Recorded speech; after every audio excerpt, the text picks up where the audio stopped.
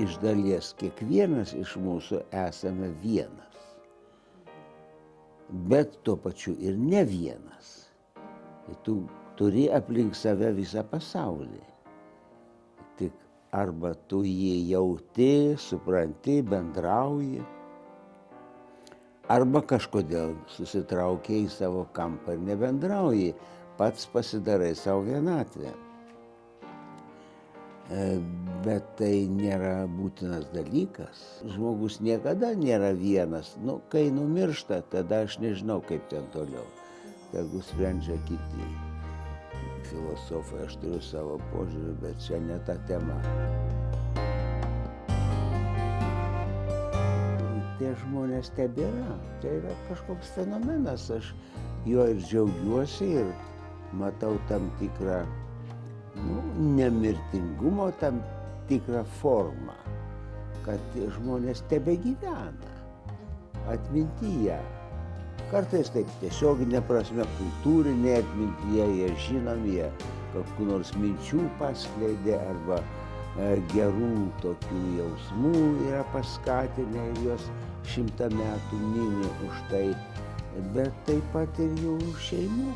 Artimieji prisimena, senelį prisimena ten kokią nors močiutę ir tai yra mūsų gyvenimo turinys ir jie tebėra.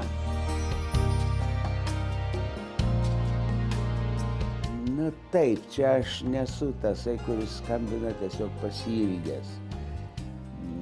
Na ir nebeturiu tokių žmonių, kurių taip labai pasiilgčiau, kad būtinai turėčiau paskambinti. Tai negerai, tai čia mano trūkumas arba jau toks nuostolis mano gyvenime. Bet kiekvienas paskambinimas iš karto atneša gyvybės. O, kažkas sužinojo, o kažkoks reikalas, o tai aš dar kam nors reikalingas. Vien pats faktas pasikalbėti jau yra gerai. Protingas ar netoks protingas, labai geros širdies ar koks nors susiraukėlis, bet jeigu tu su juo kalbėsi, tai jau yra bendravimas, jau yra turinys, jau yra gyvenimo būdas. Ir tu gyveni, jeigu tu bendrauji su žmonėmis, bet tu gali bendrauti ir per knygą, tu gali per muziką bendrauti, per maldą. Tai to bendravimo yra visokiausių formų.